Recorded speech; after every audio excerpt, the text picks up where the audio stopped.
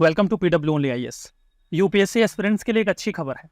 हो सकता है कि आपके प्रीलिम्स के एग्जाम के बाद अब आंसर की को रिलीज कर दिया जाए। देखिए, होता यह है कि जब आप यूपीएससी प्रीलिम्स का एग्जाम दे लेते हैं तो उसके बाद केवल रिजल्ट आता है और ये बताया जाता है कि कौन से स्टूडेंट्स क्वालिफाई हुए हैं और कौन से स्टूडेंट्स क्वालिफाई नहीं हुए हैं। ये नहीं बताया जाता कि जो डिस्क्वालीफाई हुए उनके मार्क्स कितने आए हैं। इस बात को लेकर एक भ्रम हमेशा बना रहता है कि आखिर जो एस्पिरेंट फेल हुआ है वो जीएस में फेल हुआ या फिर सीसैट में। ये समस्या बड़ी गंभीर है। कारण ये है कि अगर कोई बच्चा सीसैट में फेल हो रहा है और उसके बावजूद उसे ऐसा लग रहा है कि वो जीएस में फेल हुआ और वो पूरे साल जीएस की प्रिपरेशन कर रहा है जिसमें एक्चुअली में वो पास था, तो क्या उसकी पूरे साल की प्रिपरेशन को मिसलीड नहीं किया जा रहा जस्ट बिकॉज यूपीएससी ने आंसर की नहीं बताई। यूपीएससी आंसर की इसलिए नहीं बताती क्योंकि उन्हें ऐसा लगता है कि अगर एग्जाम के जस्ट बाद उन्होंने आंसर की बता दी और उन्होंने कोई आंसर गलत दिया तो बच्चे इस मामले को लेकर कोर्ट में जाएंगे और ऐसे केस में हो सकता है कि एग्जामिनेशन प्रोसेस में हाल्ट हो, जैसा कि आप कई सारे स्टेट पीसीएस के एग्जाम में भी देखते हैं। और यही कारण है कि जब भी ऐसा कोई मामला कोर्ट के सामने जाता है तो कोर्ट ऐसी पिटीशंस को इन जनरल एक्सेप्ट ही नहीं करता।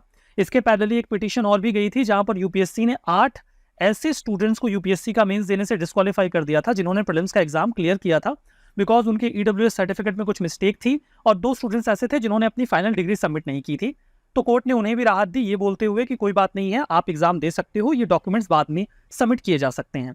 तो आप देखिए तो स्टूडेंट्स की इस तरीके की डिमांड कभी एक्सेप्ट की ही नहीं गई कोर्ट्स में। अभी 17 स्टूडेंट्स ने जिनका प्रीलिम्स नहीं हुआ था दिल्ली हाई कोर्ट के सामने ये पिटीशन रखी कि वो यूपीएससी को बोले कि प्रीलिम्स के एग्जाम के हो जाने के बाद आंसर की को रिलीज किया जाए। इस पूरे मामले की सुनवाई कर रहे हैं जस्टिस चंद्रधारी सिंह और जस्टिस चंद्रधारी सिंह ने इस मामले को थोड़ा सा सीरियसली लिया। वहां पे देखिए कोर्ट के लॉयर का ये बोलना था कि अगर ऐसा किया गया तो ये कहीं ना कहीं जो एग्जामिनेशन प्रोसेस है उसको हाल्ट कर देगा। लेकिन जस्टिस चंद्रधारी सिंह स्टूडेंट्स को फेवर करते हुए ये बोलते हैं कि ये स्टूडेंट्स का लीगल और फंडामेंटल राइट है। स्टूडेंट्स अगर अपनी लीगल और फंडामेंटल राइट को एक्सरसाइज कर रहे हैं तो हम ये कैसे कह सकते हैं कि वो एग्जामिनेशन प्रोसेस को हाल्ट कर रहे हैं। तो यहाँ पे उनका ये साफ कहना था कि ये स्टूडेंट्स के कानूनी और मौलिक अधिकार के आधार पर सही है और ऐसा करके वो भर्ती प्रक्रिया में यानी कि एग्जामिनेशन प्रोसेस में किसी भी तरीके का कोई हस्तक्षेप नहीं कर रहे। स्टूडेंट्स का ये राइट है कि वो एग्जाम जो उन्होंने अभी अभी दिया है वो उसकी आंसर की डिमांड करें। ऐसा करके जो स्टूडेंट्स हैं वो अपने परफॉर्मेंस को और बेटर इवेल्युएट कर सकते हैं। अब देखिए इस पूरे मामले में एक और डायमेंशन रहा जिसे यहाँ पर द हिंदू ने कवर किया। यहाँ पर जो गवर्नमेंट के यानी कि यूपीएससी के लॉयर की, गवर्नमेंट विल नॉट से, यूपीएससी के लॉयर की जो डिमांड थी वो ये थी कि इस पूरे मामले की सुनवाई दिल्ली हाई कोर्ट कर ही क्यों रहा है। तो क्या चाहते थे वो, ये चाह रहे थे, उन्होंने कहा कि देखिए ये एग्जामिनेशन प्रोसेस का पूरा मामला है तो इस मामले की जो सुनवाई है इसे एक्चुअली में सेंट्रल एडमिनिस्ट्रेटिव ट्रिब्यूनल यानी कि कैट के द्वारा किया जाना चाहिए। अब कैट का ट्रैक रिकॉर्ड अगर आप देखो तो वो स्टूडेंट्स के फेवर में कभी से नहीं रहा है। अगर आप सभी लोगों को याद हो तो इसके पहले अभी सीसैट वाला मामला गया था कैट के पास और जब सीसैट का ये पूरा मामला कैट के पास गया हुआ था तो स्टूडेंट्स की डिमांड ये थी कि यूपीएससी ने अपने सिलेबस में दे रखा है कि जो क्वेश्चंस आएंगे वो मैट्रिकुलेशन लेवल के आएंगे। बट क्या सच्चाई ऐसी थी क्या? सीसैट के पेपर का जो लेवल था वो मैट्रिकुलेशन लेवल से ऑफकोर्स ऊपर था। उन क्वेश्चंस को तो वो स्टूडेंट्स भी नहीं सॉल्व कर पाए जिनका मैथमेटिक्स का बहुत अच्छा बैकग्राउंड रहा हो।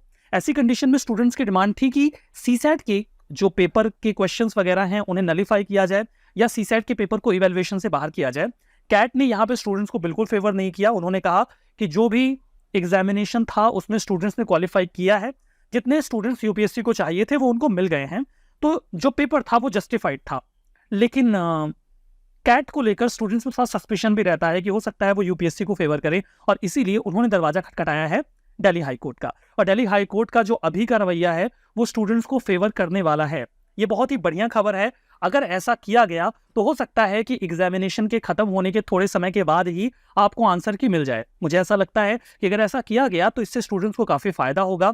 आप इवेल्युएट कर पाएंगे अपने परफॉर्मेंस को और इस परफॉर्मेंस के जरिए आप पूरे साल अपनी तैयारी और बेहतर तरीके से कर पाएंगे। कौन नहीं जानना चाहेगा कि उसके एग्जामिनेशन प्रोसेस में गलती कहाँ हुई है। और यूपीएससी केवल एक टेक्निकल ग्लिच की वजह से, एक प्रोसीजरल ग्लिच की वजह से अगर आपके परफॉर्मेंस इवेल्युएशन को रोकता है तो ये जस्टिफाइड ऑफकोर्स नहीं है। आपकी क्या राय है, आपको क्या लगता है?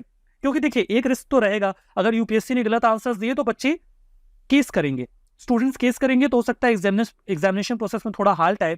इसका सबसे अच्छा सोल्यूशन क्या है? सोल्यूशन बिल्कुल साफ है, यूपीएससी एक क्रेडिबल इंस्टीट्यूशन है, वो सही आंसर की प्रिपेयर कर सकता है। अगर यूपीएससी ने सही आंसर की प्रिपेयर कर दी तो केस वगैरह का कोई मामला बनेगा ही नहीं। आप अपनी राय बताइए, आपको क्या लगता है कि यूपीएससी को यूपीएससी प्रीलिम्स के एग्जाम के बाद जो आंसर की है उसको रिलीज कर देना चाहिए, या फिर जो अभी का प्रोसेस चल रहा है वो बिल्कुल सही चल रहा है, उसे ज्यों का त्यों चलने दिया जाए? अपनी राय कॉमेंट बॉक्स में जरूर बताइएगा। तब तक के लिए इस सेशन को यहीं पे रोकते हैं। बहुत बहुत धन्यवाद।